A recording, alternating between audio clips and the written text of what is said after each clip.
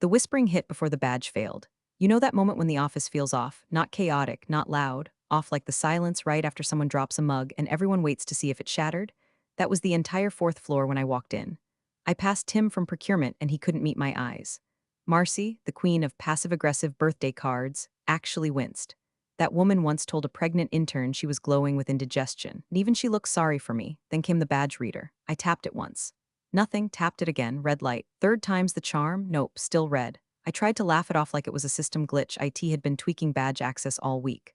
But the security guy didn't even pretend to pick up the phone. Just said you might want to check with HR like he already knew. Like everyone already knew. And they did. Oh, they absolutely did. I get to HR, and there it is, my face. Pinned to their glass wall like I'm a suspect in some corporate manhunt. Right below the words needs a lesson written in thick red expo marker. I stood there, staring at it, feeling the air go still in my lungs, not because I was scared, but because it was so absurd it bypassed rage and landed squarely in disbelief. Then I heard it, that voice I'd mentally rehearsed murdering 100 times in the shower. Ken, leaning against the doorframe like a dollar store Bond villain, sipping his protein shake like this was all part of his big alpha plan. Just a little accountability, he said with a shrug, like he was announcing a fire drill. You've been a little sloppy with your tone lately. Tone, that's what this was about, not the 3 vendor inconsistencies I flagged last week, not the $14,000 budget plug I manually corrected when the system misread an invoice. No, Tone. I didn't say please enough when I asked him to stop marking expenses as miscellaneous. I didn't scream. I didn't throw a stapler or demand a meeting. I just looked him dead in the eyes, then turned to HR, whose mouths were suddenly full of invisible sandwiches, and said noted, walked to my desk, grabbed my plant, my backup charger, and the mug that said I'm silently correcting your math. Left the coffee, though. Let him see what it feels like to lose something essential. Because here's the thing, and I say this with zero melodrama, I was essential. Not in the badge swipey morning huddle sense, but in the glue between the gears, late night audit kind of way. The kind of essential they don't realize until invoices go unpaid, compliance reports go stale, and someone asks where the hell the F12.3 form is. And real quick, if you've made it this far, take a second and tap subscribe or drop a like. Seriously, it means a lot to the team putting these stories together. Plus, 90% of you are just lurking, and you know you want to know what happens next. Anyway, back to the carnage. I stepped into the elevator without looking back. Ken thought he won. Thought I'd go crying to some lawyer or blast a Facebook post titled "The Day I Got Corporate Swatted." But that's not how this works, not with someone like me. I'd already mapped every point of failure in that building, not out of malice, out of necessity. See, when you've spent years being told you're too meticulous, too controlling, too direct, you learn to protect yourself with receipts. I didn't leave empty-handed. I left with something better, triggers. Quiet systems I'd built not to sabotage, but to survive. And now that Ken had ripped out the linchpin, those systems were about to start asking questions no one at that company could answer. The first, why the bank just emailed the CFO to say all outgoing payments were on hold, pending dual authorization reinstated by someone named Ashley. But that's tomorrow's fire. For now, I'm sitting in my car, AC on full blast, my plant in the passenger seat like a tiny green witness. I check my phone, no missed calls, good. Let them feel the quiet, let them wonder. I didn't even make it out of the parking lot before the first email went out. Subject line, F12.3 activation notice. Sent to the CFO, Cassandra Green. She's the only one in that building I ever respected, mostly because she didn't pretend to understand the back-end accounting protocols. She just nodded, signed what needed signing, and stayed out of my way. The body of the email was 10 words exactly. Per policy, deactivation triggered the dual auth lock. See doc, F12.3. No emojis, no salutation. Just enough to make her drop her sugar-free vanilla latte and open the compliance binder. Email 2, BCC to legal for kicks, went to Brett, our liaison at Fremont Trust, the firm's primary business bank. Hi Brett, please confirm execution of transfer freeze per standing agreement. Triggered today at 11:08 a.m. via credentials deactivation. Will advise reinstatement authority. I could practically hear him saying oh no in that tight little voice of his. Brett's nice but twitchy, doesn't like surprises, especially not surprises that freeze 7 figures in payroll and vendor disbursements the same week the audit review starts. Then I called my accountant, canceled my direct deposit like I was just skipping brunch. Are we finally doing it? She asked. Yup, I said. Light the candle. She laughed, actually laughed, and said, I'll route everything to the holding account. Let me know when you want the SCP IRA stuff moved. And Ash, proud of you. That was the moment it really clicked. This wasn't revenge. This wasn't a tantrum. This was years of pressure finding the nearest release valve. I wasn't trying to burn the place down. I just stopped holding up the roof. If the beams cracked after that, not my problem. In the rear view, I watched the office shrink behind me like a dying idea. Beige walls, frosted glass, the illusion of control. They built that company like a tower of Jenga blocks, flashy on the outside, hollow in the middle, and balanced entirely on the hope that no one would sneeze. Well, I didn't sneeze, I just stepped back. Most people don't know what F12.3 even is. Hell, Ken never asked. It's a clause buried in the compliance continuity plan I updated last October when the board decided to digitize the audit trails. States clearly, if a Tier 2 infrastructure officer's credentials are revoked without formal documentation or exit protocol, all external transfers will be locked until dual approval is verified by compliance and legal. Ken didn't read it. Of course he didn't. He was too busy tagging me on LinkedIn posts about disruptive synergy and pushing that idiotic slogan, "We run lean, we run smart, we run first." First to what, Ken? Bankruptcy. Back at the office, that little red expo marker might as well have been a lit fuse. Because here's what happens next. The automatic vendor payment scripts hit a wall. The ACH batch scheduled for 3 p.m. gets rejected, authorization mismatch. The contract database flags missing signatures on 3 renewed agreements I refused to e-sign because Ken wanted to just push it through. Legal gets a ping from the system asking why infrastructure privileges were revoked mid-cycle. And Cassandra? She's going to call Ken into that glass-walled war room and say, "What the hell did you do?" But I won't hear any of that. I'll be walking down aisle 6 at Target with a cart full of candles I'll never light and an $8 bottle of Pinot that tastes like victory and middle fingers. I don't need to be in the building to be in control. All I had to do was leave and make sure every weak point I used to patch stayed unpatched. Let the hemorrhaging begin. Let the replaceable cog show them what happens when she finally steps off the gear. F12.3 wasn't about revenge. It was a warning label they ignored. Now they'll get to read it, line by line, one failed transfer at a time. It started with a bounce. Monday at 2:17 p.m., the auto payment to Stratton Courier Services hit a wall. Error code 4189, authorization mismatch. Nothing flashy, no fireworks, just a silent thud in the accounts payable system like the first domino toppling on a polished conference room table. Jenna, one of the junior analysts, stared at the screen, blinking, then tried to manually override it.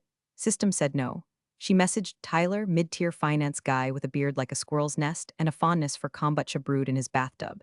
He said, "Weird." Mine stuck too and sent a screenshot of a payment to Recon Logistics marked frozen verification failure. By 3 p.m., a quiet panic had taken hold of the finance bullpen. The group Slack channel lit up with polite chaos. Exclamation mark, anyone else seeing delays on batch 6? Can't push payment to TDM. System wants Ashley's token? Do we have backup routing authority for Intel wires? Tyler tried to call me, bless his heart. I didn't answer, of course. Phone was face down on my kitchen table, next to a bowl of cereal I'd had for lunch like a middle school burnout. I was watching a documentary on shipwrecks and sorting laundry, which felt cosmically appropriate. Back in the office, the questions were stacking faster than the unpaid invoices. And Ken was lounging in his corner office, scrolling through LinkedIn like a man who thought he'd won a prize. When Jenna knocked on his glass, her face pale, he actually rolled his eyes. "She'll be back," he said with a chuckle. "They always come back when the severance runs out. She's replaceable. Run it through again. Run it through again." That was his solution to everything except, of course, reading policy documents or learning how the financial systems were tied to back-end access tokens. He thought accounts payable worked like a microwave. Punch in the code, get your hot pocket. He never saw the wires underneath, never saw the firewall protocols or the way I'd structured the fail-safe triggers after the Jenkins incident last year. But Cassandra did, or at least she sensed them. At 4:03 p.m., she got her first alert from Vermont Trust. Urgent, multiple outbound transfers flagged for dual auth lock clause F12.3. Please confirm override authority. She didn't reply right away. She opened the internal policy drive, searched for F12.3, found it, and sat completely still. Meanwhile, the vendor calls started. First, it was Stratton Courier. "Hey, did our payment go through?" Then a passive-aggressive email from Recon. "We were expecting funds by EOD today. Let us know if there's been a hiccup." By 5 p.m., Tyler was sweating. Jenna looked like she was going to cry. Ken was still pretending to be unbothered, telling Cassandra that I flounced and screwed up some billing macros on her way out. She didn't respond. She was watching the numbers stall. Every minute I wasn't in that office, the wheels slowed another inch. The illusion was crumbling. Ken didn't know it yet, but he was sitting on a ghost ship, pretending the sails still worked while the hull filled with water. I'd spent years being just the quiet one, the one who likes spreadsheets too much, the one they left out of happy hour invites but looped in when things went sideways, the one who'd been passed over for promotions because you're already so good where you are. So I stayed where I was, watched, built. Every mistake they buried, I quietly tracked. Every system they duct taped, I learned to brace. I didn't fix things for recognition. I fixed them because I knew what it would cost if I didn't. And now they were learning the price of cutting the parachute cord before landing. Not with a bang, not with a scream, with a locked transfer screen, with a vendor voicemail saying, "This isn't like you." with a CFO whispering, "What exactly did we break?" into a dead phone line. And me? I was sipping orange juice from a wine glass because petty victories deserve presentation, watching the inbox swell with panic, wondering how long it'd take before they realized. She didn't just leave, she let go. Cassandra didn't even make it to her desk. She came in through the south stairwell. She always used the front elevator, always, unless something was wrong. Her heels clipped sharp against the tile, lips pressed into a line that could saw wood. One of the interns offered her a coffee. She didn't blink, just walked straight through the bullpen like she was aiming a missile. Ken was mid-brag to some poor visiting client, something about restructuring inefficiencies and lean pivoting, when she opened the conference room door and said, "Inside." Now, he chuckled at first, gave a little nod to the client, did that dad walk into the room like it was all beneath him, until Cassandra slammed the door behind them hard enough to rattle the glass. "I just got off the phone with Brett from Fremont," she said. "No warm-up, no preamble. Bank has frozen all outgoing payments over $10,000. That includes payroll processing, logistics disbursements, and 3 escrow-linked transfers tied to the compliance audit. Care to explain?" Ken blinked. "I what?" She held up her phone like it was a court summons. Ashley's credentials were deactivated at 11:08 a.m. Per Clause F12.3, her removal without process triggers a dual-auth lockdown on all outbound funds. "You knew that, right?" Silence. Ken opened his mouth, but nothing came out. Cassandra stared him down like he was a bug under a microscope. "Did you file a formal warning before revoking her access?" He squirmed. "It was just a joke." "Jesus." HR put her photo up as a motivational thing. "Needs a lesson, you know how we do." "Morale stuff." "Morale?" Her voice dropped 2 octaves. "You hung her face on a wall like a wanted poster. You humiliated the person who reconciled every dollar that went through this building for the past 5 years, and you did it without process." She overreacted. "No," Cassandra said. "You underprepared." She pulled a folder from her bag and dropped it on the table. Inside, printouts of emails, Slack receipts, Ashley's policy update logs, the signed implementation of Clause F12.3, and a memo she'd written 3 months prior titled, "Continuity Safeguards in the Event of Unauthorized Credential Revocation." Ken pawed through it like he was searching for a lifeline. She set this up." "Yes," Cassandra said, "after your last attempt to restructure her out of a bonus cycle." He tried to laugh again. It came out as a wheeze. "So what, this is revenge?" Cassandra's look could have frozen the sun. "No, Ken, this is insurance, sabotage proofing. She didn't take us down." "You did?" All she did was stop holding the ceiling up. Outside, the finance bullpen had gone uncomfortably quiet.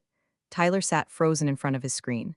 Jenna was on her 3rd coffee and shaking like a chihuahua. The intern kept peeking toward the conference room like she was expecting smoke to pour out. Inside, Cassandra dropped the next bomb.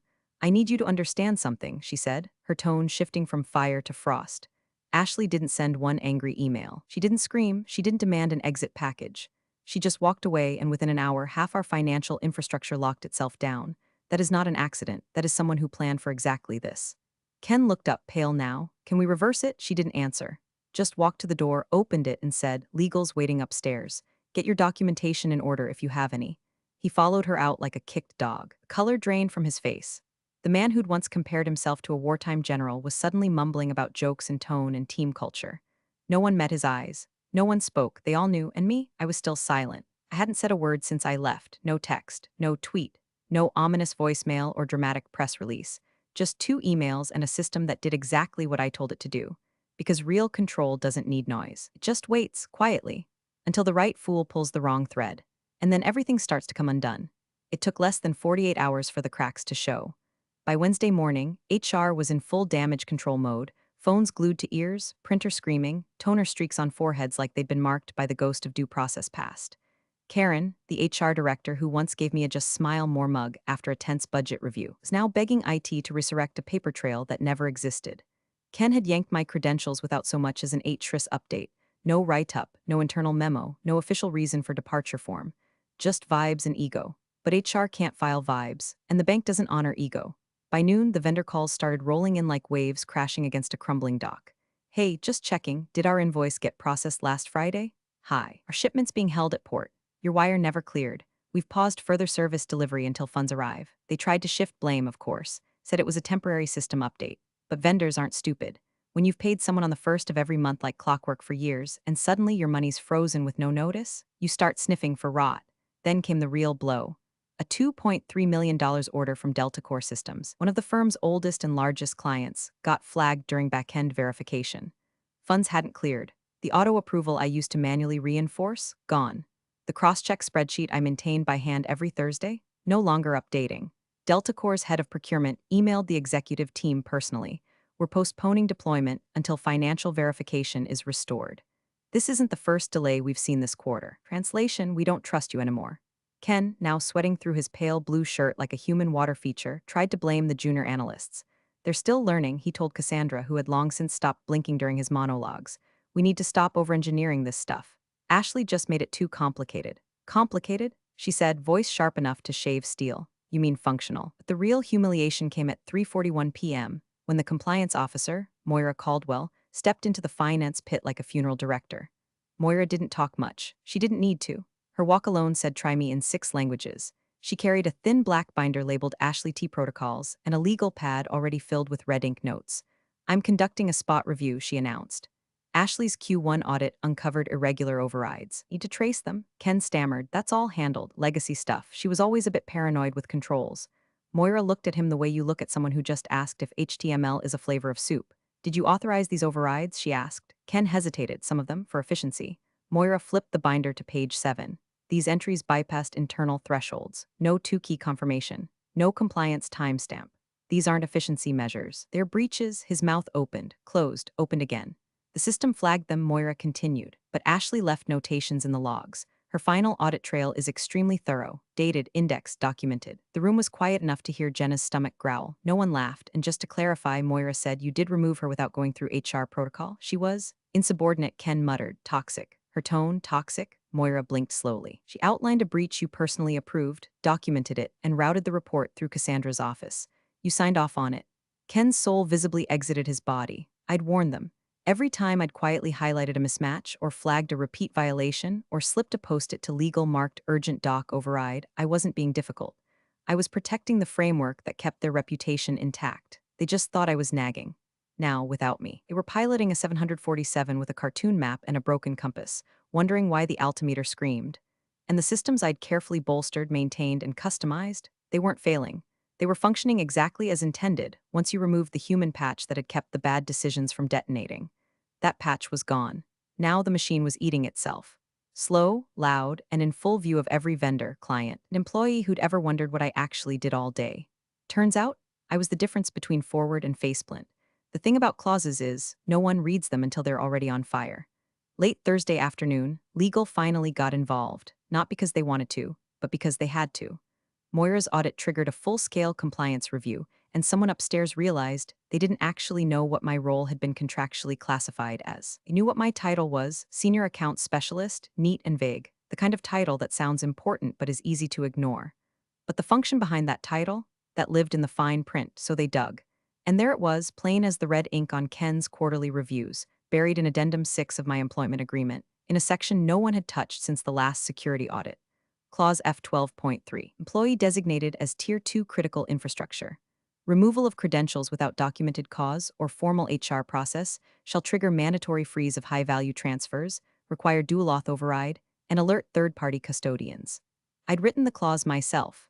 Well, drafted it, technically.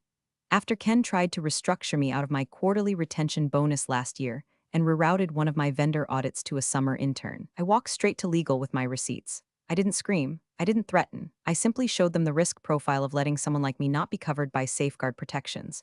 A week later, they added the clause. Ken initialed it. He signed the damn thing, but he never read it. Now, in the legal conference room, usually reserved for mergers and trademark disputes, Cassandra stood with one hand on the back of a chair, looking like she was about to commit corporate homicide. Ken was seated, clammy and pink around the collar, trying to act like this was all just a learning moment. Across from him, Emily Tran, Associate GC, black blazer, steel-rimmed glasses, scrolled through my PDF like she was reading the terms of his execution. This contract categorizes her as critical, she said, tapping the screen. Not just finance, not just infrastructure. Critical infrastructure. That triggers federal compliance standards. Her removal without process is an internal control breach under Section 108 of the Financial Data Handling Act. Ken blinked, hands flat on the table. What does that mean? Cassandra didn't look away from him when she said it. It means we've committed a breach, and it's documented, and it's traceable. And if we don't self-report before audit, the fines start at $250,000. Silence, then Emily added almost offhand, also your signature's right here. Page 9. Ken leaned in as if seeing it would undo it, his name, right next to the clause with a timestamp. The ink might as well have screamed you did this. He looked up, cheeks drained of all color. She set this up. No, Cassandra corrected. She protected us. You just didn't understand what she was protecting us from. The room fell quiet. Not that kind of corporate quiet where people pretend not to check their phones. No, this was that deep, paralyzing stillness that only shows up when a man realizes the floor beneath him was never solid, that it was a trapdoor, and someone, him, just pulled the wrong lever. I didn't need to be in the room for this part. I'd already lived it once. The first time Ken tried to push me out, I'd played defense, quietly moved my audit logs to a shadow folder, documented every misstep, every override, every risk flagged and ignored. I'd watched how legal froze when I showed them how exposed we were, how many doors Ken had left unlocked out of arrogance and speed. They were smart enough to listen back then, and I was smart enough not to trust it would be the last time. So I made sure the next time, this time when he acted without warning, he'd trip a wire that didn't just snap back. It would snap up into systems, into banks, into policies he'd never read but happily signed. I didn't write Clause F 12.3 to get revenge. I wrote it so I wouldn't have to. That's the real twist, isn't it? Everyone thinks the threat comes from the one who yells the loudest, but it's not.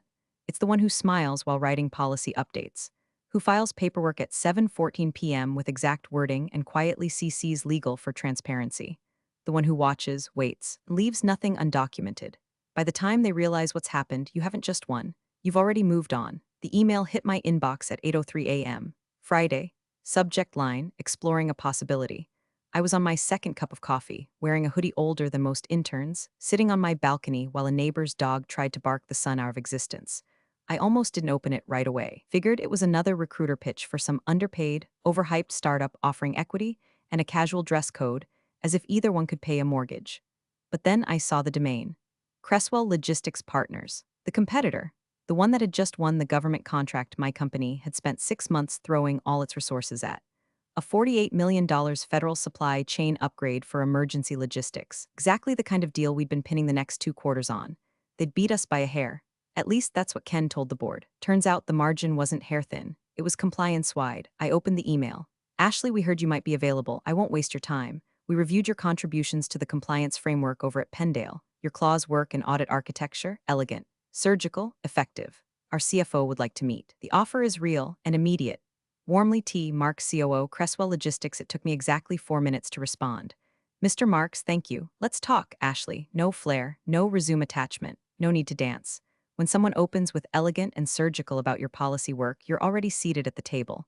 By noon, we were on a video call. Their general counsel was already present. The CFO nodded through my answers like he was mentally replacing half his department. I didn't ask for a signing bonus. Didn't need to, they offered it anyway.